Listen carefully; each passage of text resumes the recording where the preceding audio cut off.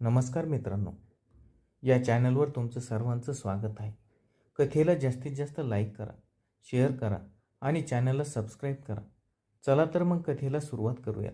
ते दिवस अजूनही माझ्या डोळ्यासमोर जसेच्या तसे उभे आहेत. ऑक्टोबर महिना संपत आला की शहरातल्या कॉलेजच्या पोरींना वेध लागतात ते दिवाळीच्या सुट्ट्यांचे. माझंही काही वेगळं नव्हतं. माझं नाव लता. पुण्याच्या एका कॉलेजमध्ये मी सेकंड इयरला शिकत होते. शहरातली ती गर्दी, वाहनाचा तो कर्णकर्कश आवाज आणि सिमेंटच्या जंगलात जगताना मन फार कंटाळून गेलं होतं. त्यातच कॉलेजला 2 आठवड्याची सुट्टी जाहीर झाली आणि माझ्या आनंदाला पारावार उरला नाही. कारण दरवर्षीप्रमाणे यंदाही मला सुट्टी घालवायला मामाच्या गावाला जायचं होतं. मामाचं गाव म्हणजे निसर्गाच्या कुशीत वसलेलं एक छोटंसं दुमदार खेडं. तिथली माती, तो शेताचा सुवास आणि दिवाळीच्या दिवसात पहाटे पडणारा तो गुलाबी गारवा, या सगळ्या गोष्टींची मला एक वेगळीच ओढ होती. मी लगबगीने माझी बॅग भरली. आईबाबांना सांगितलं की मी यंदा मामाकडे दिवाळी साजरी करणार. एस टी बसचा तो खडखडाट सहन करत जेव्हा मी गावाच्या वेशीवर उतरले, तेव्हा सुटलेल्या त्या थंड हवेच्या झुळकीने माझं सगळं थकेलपण एका झटक्यात पळून लावलं. बस स्टँडवरून पायपीट करत मी मामाच्या घराच्या दिशेने निघाले. दुरूनच मामाचं ते कौलारू घर आणि अंगणात लावलेला आकाशकंदील दिसला.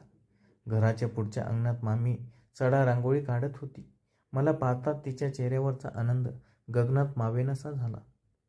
"अरे कल्पने, बघ कोण आलंय, आपली लता आली," मामीने आतल्या खोलीत आवाज दिला. मामीने धावत येऊन मला जवळ घेतलं. तिच्या कुशीतली ती माया शहरातल्या कोणत्याही मॉल किंवा सुखात नव्हती. मामींनीही घरातून बाहेर येत माझं हसून स्वागत केलं. "कशी आहेस लते? खूप दिवसांनी आलीस पोरी. शहरात राहून पार वाळून गेलीस ग. आता या 4 दिवसात तुला चांगला सुकामेवा आणि घरचं तूप खाऊ घालून जाडच करतो बघ," मामा हसत हसत म्हणाले. मामांचा तो प्रेमळ स्वभाव पाहून माझं मन भरून आलं. पण या सगळ्यात गलबत्यात माझी नजर नकळत एका व्यक्तीला शोधत होती. तो म्हणजे राहुल, माझ्या मामाचा मुलगा. राहुल आणि मी लहानपणी उन्हाळ्याच्या सुट्टीत एकत्र खूप खेळायचो. विहिरीवर पोहायला जायचो. शेतातल्या झाडावरून कैऱ्या तोडणं, या सगळ्या आठवणी आजही माझ्या मनात ताज्या होतात. पण गेल्या 3-4 वर्षात आमची भेट झाली नव्हती. मी पुण्यात शिकायला गेले आणि तो इथेच गावात राहून मामांना शेतीत आणि तालुक्याच्या दुधाच्या व्यवसायात मदत करू लागला होता. तेवढ्यात पाठीमागून मोटरसायकलचा आवाज आला. मी वळून पाहिलं तर राहुल गाडीवरून उतरत होता. त्याला पाहताच माझे डोळे काही क्षणासाठी त्याच्यावरच खिळून राहिले. लहानपणीचा तो बारीक, खोडकर राहुल आता पुरता बदलला होता. त्याची उंची चांगलीच वाढली होती, खांदे रुंद झाले होते आणि चेहऱ्यावर एक देखणा समजूतदारपणा आला होता. हलकीशी वाढलेली दाढी आणि त्याचे भेदक डोळे, त्याला पाहताच माझ्या मनात कुठेतरी एक वेगळीच पाल चुकचुकली. तो गाडीवरून उतरला आणि त्याने माझ्याकडे पाहिलं. "अरे सत्ते, कधी आलीस?" तो जुन्या हक्काने मला म्हणाला. पण त्याच्या आवाजात आता एक पुरुषाचा बेस होता, जो थेट माझ्या काळजाला भिडला. "आत्ताच आले रे, तू तर ओळखूनच येत नाहीस. किती बदललास," मी जरा लाज सावरत म्हणाले. "वेळ बदलली की माणूस बदलतो लते," असं म्हणून त्याने एक मंद स्मित हास्य केलं आणि तो घरात निघून गेला. पण जाताना त्याची ती रोखलेली नजर माझ्या चेहऱ्यावर रेंगाळत राहिली. त्या रात्री घरात दिवाळीच्या फराळाची तयारी सुरू होती. मामी करंज्या लाटत होती आणि मी त्या तळायला मदत करत होते. राहुल बाजूलाच बसून मामांसोबत हिशोब करत होता. हिशोब करता करता त्याचं लक्ष मधूनच माझ्याकडे जात होतं आणि जेव्हा जेव्हा आमची नजरावर नजर व्हायची, तेव्हा मी गडबडून कढईत लक्ष द्यायचे. घरातल्या दिव्यांच्या प्रकाशात राहुलचा तो चेहरा अधिकच उजळून दिसत होता. त्याच्या त्या शांत पण तितक्याच तीव्र नजरेत काहीतरी होतं, जे मला अस्वस्थ करत होतं. हा तोच राहुल होता, ज्याच्या पाठीवर मी लहानपणी धपाटे मारायचे. पण आज त्याच्या एका नजरेने माझ्या अंगावर काटा येत होता. सुरुवातीचे 2 दिवस आम्ही दोघे जास्त बोललो नाही. एक प्रकारचा सुजान संकोच, एक अनामिक भीती आणि तितकंच तीव्र आकर्षण या आमच्यामध्ये निर्माण होतं. जेव्हा तो जेवताना माझ्या हाताने पाणी घ्यायचा, तेव्हा त्याच्या बोटांचा हलकासा स्पर्शही माझ्या मनाची धडधड वाढून जायचा. गावच्या वातावरणात दिवाळीची लगबग शिगेला पोचली होती, पण माझ्या मनात एका वेगळ्याच नात्याची ज्योत पेटू लागली होती. राहुलचं ते बदललेलं रूप, त्याची ती गंभीर नजर आणि माझ्या मनातील ती हुरहुर. ही दिवाळी माझ्या आयुष्याला एक वेगळंच वळण देणार आहे याची मला त्या पहिल्या रात्री मुळीच कल्पना नव्हती. पण म्हणतात ना, नशिबात ज्या गोष्टी घडणार असतात त्यासाठी निसर्ग स्वतः सगळी आखणी करत असतो. तसंच काहीसं आमच्या बाबतीतही घडणार होतं, ज्याची सुरुवात पुढच्या 2 दिवसात होणार होती. गावात आल्याला आता 2 दिवस झाले होते. त्या 2 दिवसात माझ्या आणि राहुलमध्ये फारसं बोलणं झालं नव्हतं, पण नजरेचे खेळ मात्र थांबत नव्हते. तो जेव्हा जेव्हा समोर यायचा तेव्हा माझं मन उगाचच सुखावून जायचं. घरात दिवाळीची धावपळ सुरू होती. नरक चतुर्दशीच्या आदल्या दिवशी सकाळी सकाळी घरात एक वेगळीच लगबग सुरू झाली. मामीने कपाटातून मोठी पिशवी काढली आणि मामांना म्हणाली, अहो ऐकलेत का? यंदाच्या दिवाळीची मोठी खरेदी करायची पार राहूनच गेली. सोन्याचे दागिने पॉलिश करायला द्यायचेत आणि पाहुण्या रावळ्यांची कपडेही द्यायचेत. चला आपण दोघे तालुक्याला जाऊन येऊ. मामांनी आधी नकार दिला, पण मामीच्या आग्रहापुढे त्यांचं काही चालत नाही. मामींनी राहुलला हाक मारली, अरे राहुल, आम्ही तालुक्याला चाललोय. बाजार हाट उरकायला. संध्याकाळ नाहीतर पार रात्र होईल. तू आणि लता घरातच आहात. घराकडे नीट लक्ष ठेवा आणि हो, दुधाच्या डेअरीचे काम आटपून लवकर घरी ये. राहुलने मान डोलावली. मामा आणि मामी तालुक्याच्या एस टी बसने निघून गेले. ते दोघे गेल्यावर अचानक घरात एक विलक्षण शांतता पसरली. मी अंगणात उभी राहून त्याच्याकडे पाहत होते. आता या एवढ्या मोठ्या कौलारू घरात फक्त मी आणि राहुल दोघेच उरलो होतो. माझ्या मनात एक वेगळी धाकधूक आणि एक वेगळाच आनंद निर्माण झाला होता.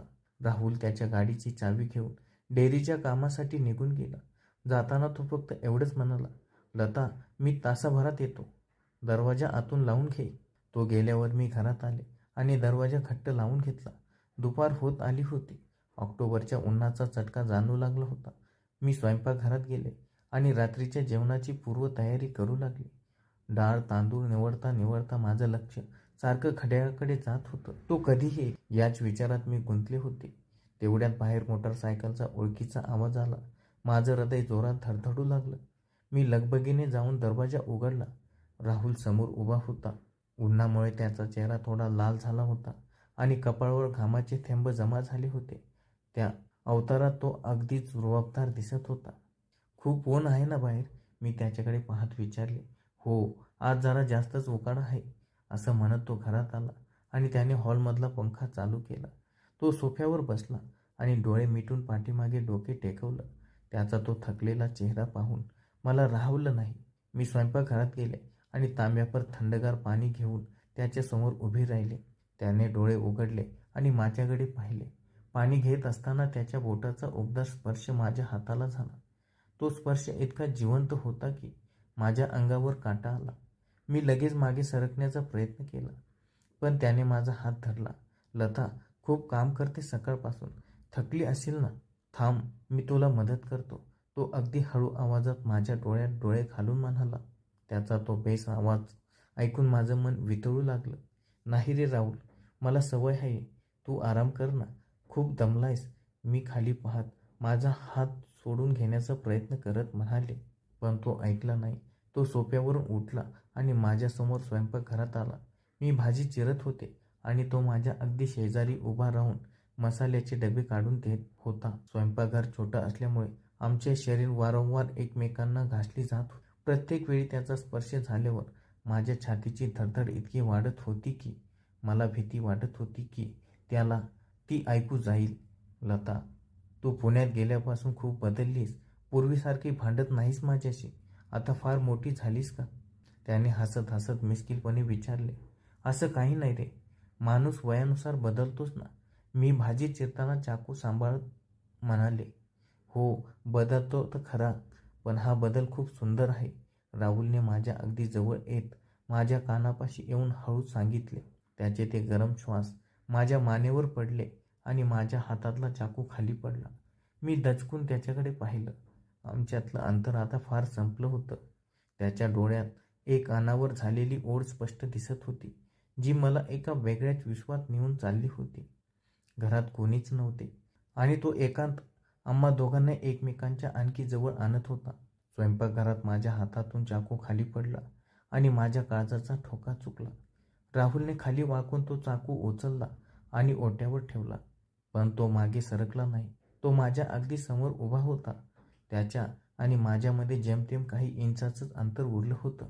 बाहेर ऑक्टोबरचं ऊन जसं तापत होतं तसंच आमच्या मनातील भावनांचं तापमानही वाढत होतं. मला तिथे थांबणं अशक्य वाटू लागलं, कारण माझं स्वतःवरचं नियंत्रण सुटत चाललं होतं. मी जरा बेडरूममध्ये जाते, कपडे आवरतेच असं म्हणून मी कशीबशी त्याच्या कवेतून निसटले आणि तरातरा पावले टाकत माझ्या बेडरूममध्ये आले. बेडरूममध्ये आल्यावर मी दरवाजा उघडाच ठेवला, कारण तो बंद करायची हिंमत माझ्यात नव्हती. मी खिडकीपाशी जाऊन उभी राहिले आणि बाहेर पाहू लागले. दुपार टळली होती आणि घराबाहेर हलकीशी सांज वेळची सावली पडू लागली होती. गावच्या हवेतला तो सुखद गारवा खिडकीतून आत येत होता, पण माझ्या अंगाची मात्र आग होत होती. माझं हृदय इतक्या जोरात धडधडत होतं की मला स्वतःचा श्वास ऐकू येत होता. तेवढ्यात पाठीमागे पायांचा आवाज झाला. मी वळून पाहिलं तर राहुल खोलीच्या दारात येऊन उभा राहिला होता. त्याच्या नजरेत एक वेगळीच अधीरता होती, पण त्याच्यासोबत एक आदरही होता. आत येऊ का लता? त्याने अत्यंत नम्रतेने अगदी हळू आवाजात विचारले. माझ्या तोंडून शब्दच फुटेना. मी फक्त होकारार्थी मान डोलावले. तो आत आला आणि त्याने मागे हात फिरून बेडरूमचा दरवाजा हळूच लावून घेतला. दरवाजा बंद झाल्याच्या त्या आवाजाने माझ्या पोटात भीतीचा आणि सुखाचा एक मोठा गोळा आला. आता आम्ही दोघे एका बंद खोलीत होतो, जिथे बाहेरील जगाचा कोणताही अडथळा नव्हता. राहुल शांतपणे चालत माझ्या अगदी जवळ आला. खिडकीतून येणारा सूर्यास्ताचा सोनेरी प्रकाश थेट माझ्या चेहऱ्यावर पडत होता. त्याने हळूच आपला उबदार हात पुढे केला आणि माझ्या थरथरणारा हात आपल्या हातात घेतला. त्याचा तो स्पर्श इतका आल्हाददायक होता की माझ्या शरीरात विजेचा करंट धावल्यासारखं झालं. लता, तू जेव्हापासून गावाला आलीस ना, तेव्हापासून माझं कशातच लक्ष लागत नाहीये. लहानपणी आपण खूप जवळ होतो, पण आज तुला या रूपात पाहिल्यावर मी स्वतःला रोखू शकत नाही. गप का आहेस तू? काहीतरी बोल ना, राहुलने अत्यंत भावनिक होऊन विचारलं. त्याच्या त्या प्रेमळ शब्दांनी माझ्या मनातल्या साऱ्या शंका मिटवून टाकल्या. मी त्याच्या डोळ्यात पाहिलं. तिथे फक्त आणि फक्त माझ्याबद्दलचं अथांग प्रेम होतं. राहुल, एवढं माझ्या तोंडून निघालं आणि माझ्या डोळ्यातून आनंदाश्रू वाहू लागले. माझ्या डोळ्यात पाणी पाहताच राहुल व्याकुळ झाला. त्याने कोणताच विचार न करता मला दोन्ही हाताने घट्ट कवेत घेतलं, ज्याला आपल्या गावच्या भाषेत आपण ठोकणे किंवा प्रेमाने घट्ट मिठीत सामावून घेणे म्हणतो. ती मिठी इतकी घट्ट आणि मजबूत होती की जणू काही तो मला स्वतःच्या अस्तित्वात सामावून घेऊन पाहत होता. त्याच्या त्या छातीवर डोकं टेकवल्यावर मला जगातल्या सगळ्यात सुरक्षित जागेवर असल्यासारखं वाटलं. वर्षाचा साचलेला विरह, तो एकांत आणि आमचे ते जुने प्रेम, या सगळ्या भावनांचा बांधा आता पुरता फुटला होता. त्याने हळूच माझं तोंड वर केलं आणि त्याच्या हाताच्या अंगठ्याने माझे आसू पुसले. त्याचे ओठ माझ्या कपाळावर टेकवले. तो स्पर्श अत्यंत पवित्र आणि भावनिक होता. हळूहळू त्याचे होठ माझ्या गालावरून घसरत माझ्या ओठांच्या जवळ आले. आमच्या श्वासांची गती वाढली होती. त्या बेडरूमच्या शांततेत फक्त आमच्या श्वासांचा आवाज येत होता. आम्ही दोघेही एकमेकांच्या प्रेमात पूर्णपणे वाहून गेलो होतो. राहुलने मला बेडवर हळूच बसवलं आणि तो स्वतः माझ्या शेजारी बसून माझा हात कुरवाळत राहिला. तो प्रसंग शारीरिक आकर्षणापलीकडचा होता. त्यात दोन मनाचं अतूट मिलन होतं. आम्ही त्या सोनेरी सांजेला एकमेकांचे झालो होतो आणि आमचं हे गुपित फक्त त्या खोलीच्या भिंतींना ठाऊक होतं. खोलीत आता पूर्णपणे शांतता पसरली होती. खिडकीतून बाहेर पाहिलं तर सूर्य मावळतीला गेला होता आणि आकाशात केसरी तांबूस रंगाची उधळण झाली होती. बेडरूममध्ये पसरलेला तो अंधुक प्रकाश आमच्या नात्याच्या एका नव्या सोनेरी सुरुवातीची साक्ष देत होता. राहुलने मला अजूनही आपल्या कवेत घट्ट धरून ठेवलं होतं. त्याचा तो उबदार स्पर्श आणि त्याच्या छातीची संत झालेली धडधड मला एक असीम शांतता देऊन जात होती. तो हळूच माझ्याकडे बघून हसला आणि त्याने माझ्या विखुरलेल्या बाटा माझ्या कानामागे केल्या. लता, खरं सांगू, आज मला असं वाटतंय की माझ्या आयुष्यातली खरी दिवाळी आजच साजरी झाली. हा प्रकाश, हा आनंद मी कधीच विसरणार नाही. तो अत्यंत भावनिक होऊन म्हणाला. त्याच्या आवाजात एक हक्काचा ओलावा होता. मी त्याच्या छातीवर बोटे फिरवत लाजत म्हणाले, राहुल, मला तर अजूनही स्वप्नासारखं वाटतंय रे. पण पण जर मामा मामींना किंवा घरच्यांना हे कळलं तर. माझ्या मनात अचानक एका भीतीने डोके वर काढले होते. राहुलने माझा चेहरा दोन्ही हातात घेतला आणि थेट माझ्या डोळ्यात पाहत म्हणाला, लते, घाबरू नकोस. मी काही खेळ म्हणून तुझ्या जवळ आलेलो नाही. लहानपणापासून माझ्या मनात फक्त तूच आहेस. ही दिवाळी संपली की मी स्वतः बाबांशी आपल्या नात्याबद्दल उघडपणे बोलेन. मला तू आयुष्यभरासाठी माझी म्हणून हवी आहेस. त्याचे हे शब्द ऐकल्यावर माझ्या मनावरचं सगळं दडपण एका झटक्यात उतरलं. ज्या मुलाने मला इतकं प्रेम दिलं, तो माझ्या स्वाभिमानासाठी घरच्यांशी बोलायलाही तयार होता. या विचारानं माझा त्याच्यावरचा विश्वास आणखी दृढ झाला. आम्ही दोघांनी स्वतःला सावरलं. मी उठून आरशासमोर उभी राहिले, माझे केस नीट केले आणि चेहऱ्यावरचा तो प्रेमाचा नूर सावरण्याचा प्रयत्न केला. राहुल बेडरूम उठला आणि त्याने बेडरूमचा दरवाजा उघडला. बाहेर हॉलमध्ये आता चांगलाच अंधार झाला होता. आम्ही दोघांनी मिळून पटापट घरातल्या पणत्या लावल्या, तुळशीजवळ दिवा लावला आणि आकाशकंदील चालू केला. संपूर्ण घर दिव्याच्या प्रकाशाने उजळून निघालं होतं, अगदी आमच्या मनासारखं. रात्रीचे 8:30 वाजत आले होते. तेवढ्यात बाहेर गाडीचा आवाज आला. मामा आणि मामी तालुक्याहून परत आले होते. त्यांच्या हातात खरेदीच्या मोठमोठ्या पिशव्या होत्या. अरे बापरे, खूप उशीर झाला रे बाबा. तालुक्याला आज एवढी गर्दी होती की पाऊल टाकायला जागा नव्हती. मामी घरात येत थकलेल्या आवाजात म्हणाली, हो ना, पण खरेदी मात्र मनासारखी झाली. लते, तुझ्यासाठी खूप छान पैठणी आणली बघ, मामा आनंदाने म्हणाले. मी मामीच्या हातातून पिशव्या घेतल्या आणि स्वयंपाकघरात पाणी आणायला गेले. राहुलने नेहमीप्रमाणे मामांना बाजारातील गोष्टीबद्दल विचारायला सुरुवात केली. आम्ही दोघेही बाहेरून अगदी नेहमीसारखे वागत होतो, जणू काही घडलंच नाही. पण जेव्हा जेव्हा राहुल माझ्याकडे पाहायचा, तेव्हा माझ्या डोळ्यातली ती चमक आणि माझ्या गालावर येणारी लाजेची लाली आमच्यातल्या या गुपिताची आठवण करून द्यायची. जेवताना राहुलने जेव्हा माझ्याकडे चोरून पाहिलं, तेव्हा माझ्या मनात विचार आला की शहरातल्या त्या मोठ्या गजब जाटात आणि पैशाच्या दुनियेत जे सुख मला कधी मिळालं नाही, ते आज मला माझ्या मामाच्या गावात, या कौलारू घरात आणि राहुलच्या त्या निखळ प्रेमात मिळालं होतं. मामाच्या गावी ही दिवाळी माझ्या आयुष्यातील कधी न विसरता येणारी एक सोनेरी पान बनली होती. दोन जीवाचं हे भावनिक मिलन, तो सुंदर एकांत आणि राहुलने दिलेला तो जन्मभराचा शब्द, या सगळ्या आठवणी माझ्या मनाच्या कोपऱ्यात कायमच्या कोरल्या गेल्या होत्या. एका नव्या नात्याची, नव्या आशेची आणि खऱ्या प्रेमाची एक सुंदर सुरुवात होती. धन्यवाद.